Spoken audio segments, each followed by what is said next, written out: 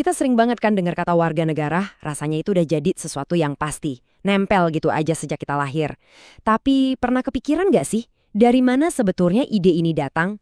Gimana kalau saya bilang, konsep ini tuh bukan sesuatu yang kaku, tapi justru sebuah medan pertempuran gagasan yang udah berevolusi ribuan tahun.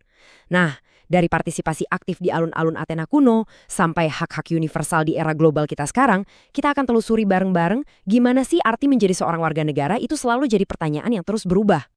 Jadi, sebenarnya apa sih artinya jadi seorang warga negara? Cuma soal status hukum di paspor kita aja? Atau ada sesuatu yang jauh lebih dalam dari itu? Pertanyaan inilah yang jadi inti dari perjalanan intelektual kita kali ini. Sebuah perjalanan yang akan membawa kita dari akar pemikiran barat sampai ke dilema-dilema global yang kita hadapi sekarang. Biar gampang, kita akan bedah ceritanya dalam 5 babak utama. Kita mulai dari ideal klasik di Yunani dan Roma, terus kita loncat ke revolusi modern yang menempatkan individu di tengah panggung. Setelah itu kita lihat gimana konsep warga negara jadi kayak terbelah dua sebelum masuk ke debat sengit di zaman kita. Dan terakhir kita akan hadapi tantangan global yang memaksa kita mikirin ulang semuanya dari awal. Oke, siap? Mari kita mulai perjalanan kita. Pemberhentian pertama, dunia kuno. Tempat di mana gagasan tentang warga negara ini pertama kali lahir dan dibentuk. Nah, garis waktu ini kayak peta kita nih. Coba lihat deh, gimana ide ini berubah secara radikal. Dari partisipasi politik yang intens di Athena, kita pindah ke era di mana hak-hak individu jadi yang nomor satu. Terus kita lihat ada perpecahan mendalam antara peran kita sebagai anggota negara dan sebagai individu di masyarakat. Yang menarik, setiap era itu nggak cuma nambahin ide baru, tapi seringkali malah ngerombak total ide yang udah ada. Semuanya berakar dari sini, dari satu konsep revolusioner dari Aristoteles, Zoon Politikon. Buat Aristoteles, menjadi manusia seutuhnya itu ya, menjadi makhluk politik. Ini ide yang beda banget sama cara kita mikir sekarang kan? Kewarganegaraan itu bukan soal nyoblos beberapa tahun sekali, bukan. Ini adalah aktivitas inti kemanusiaan itu sendiri. Praktik sehari-hari buat memerintah dan diperintah secara bergantian. Nah, dari situ kita jadi makin paham. Jadi, warga negara di dunia klasik itu sebuah kegiatan etis, bukan cuma status hukum. Ada pemisahan yang jelas banget. Kehidupan publik di polis, disitulah kebajikan dipraktekan. Sementara kehidupan privat di oikos atau rumah tangga itu urusan yang beda lagi. Di Roma, ide ini berkembang jadi res publica atau urusan publik. Di sini, kebebasan sejati itu artinya bebas dari dominasi yang sewenang-wenang. Sebuah ide yang bakal terus bergema selama berabad-abad. Oke, sekarang kita lompat beberapa abad ke depan. Siap-siap ya, karena di sini ada pergeseran pemikiran yang radikal banget. Fokusnya geser dari komunitas sekarang ke individu sebagai pusat dari alam politik. Dan slide ini, wah, nunjukin perbedaannya dengan jelas banget. Coba lihat, di sebelah kiri dunia klasik. Fokusnya adalah partisipasi kolektif dan kewajiban. Terus geser ke kanan, dunia modern, fokusnya langsung bergeser drastis ke hak individu dan persetujuan. Legitimasi politik nggak lagi datang dari tradisi atau alam, tapi dari sebuah kontrak sosial. Dan kebebasan, itu bukan lagi soal memerintah diri sendiri secara aktif, tapi lebih soal dilindungi dari campur tangan negara. Pergeseran gede ini didorong sama para pemikir kontrak sosial. Pertama, ada Thomas Hobbes, yang waktu itu nulis di tengah perang saudara.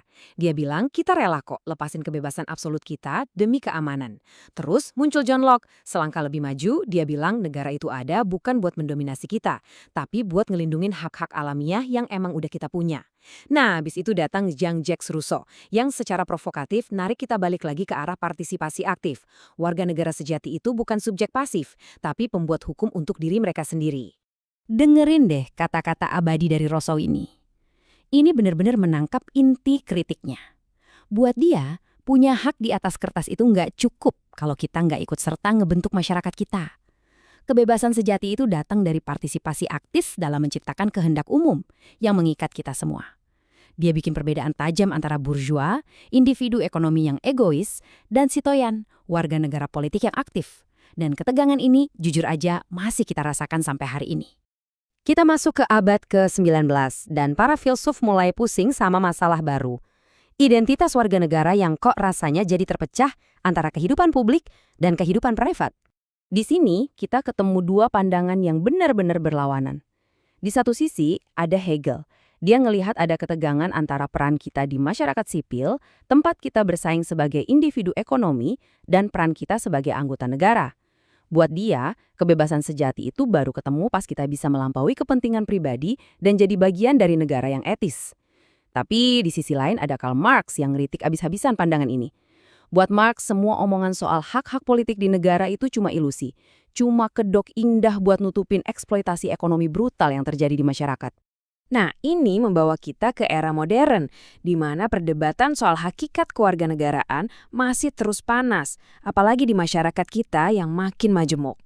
Perdebatan kontemporer ini sebenarnya kayak gema dari perdebatan yang lama. Gampangnya kita bisa bagi jadi 3 kubu utama. Ada kaum liberal seperti John Rawls yang bilang kewarganegaraan itu intinya soal hak-hak individu yang lindungin kita. Terus ada kaum komunitarian kayak Michael Sandel yang balas, kita ini nggak bisa dipisahin dari komunitas kita. Identitas kita itu dibentuk oleh nilai-nilai bersama. Dan yang terakhir, ada kaum republikan modern kayak Philip Pettit yang seolah ngidupin lagi ide klasik bahwa kita harus jadi warga negara yang aktif dan waspada biar nggak ada tirani. Dan akhirnya, di dunia kita yang serba terhubung ini, gagasan kalau warga negara itu cuma terikat sama satu negara bangsa, sekarang mulai ditantang. Pertama, karena keberagaman di dalam negara, kita jadi harus mikirin ulang model kewarganegaraan yang satu untuk semua. Pemikir kayak Will Kaimlika bilang model lama ini bisa jadi menindas. Mereka pun ngusulin ide kewarganegaraan multikultural. Maksudnya apa? Ya, mungkin aja kelompok minoritas butuh hak-hak khusus kayak hak bahasa atau perwakilan politik, supaya mereka bisa berintegrasi secara adil tanpa harus ninggalin identitas budaya mereka yang unik. Dan ini dia, perluasan konsep yang paling pamungkas, kosmopolitanisme. Ini ide yang radikal banget. Kita semua ini sebenarnya warga dunia. Coba pikirin deh, di zaman di mana masalah kayak perubahan iklim, pandemi, dan ketidakadilan ekonomi itu nggak kenal batas negara, para pemikir kosmopolitan bilang kalau kewajiban moral kita juga harusnya melintasi batas-batas itu. Loyalitas utama kita ya ke umat manusia secara keseluruhan. Jadi, setelah kita jalan-jalan ribuan tahun ini, inilah tantangan besar yang kita hadapi sekarang. Bisa nggak sih sebuah konsep yang lahir di komunitas kecil yang homogen di Yunani kuno, benar-benar beradaptasi dengan dunia kita yang super terkoneksi, super beragam, dan menghadapi masalah-masalah yang mengancam seluruh planet? Ini bukan lagi pertanyaan akademis loh, ini adalah pertanyaan tentang gimana kita akan hidup bersama di abad ke-21. Seluruh perjalanan sejarah ini membawa kita pada satu pertanyaan besar untuk masa depan kita semua. Seiring batas-batas negara yang makin kabur dan identitas kita yang makin kompleks, bakal kayak apa sih wujud warga negara di masa depan? Apa kewajiban kita satu sama lain di dunia tanpa batas ini? Nggak ada jawaban yang gampang. Jawaban atas pertanyaan ini akan kita bentuk bersama melalui pilihan-pilihan yang kita buat setiap hari.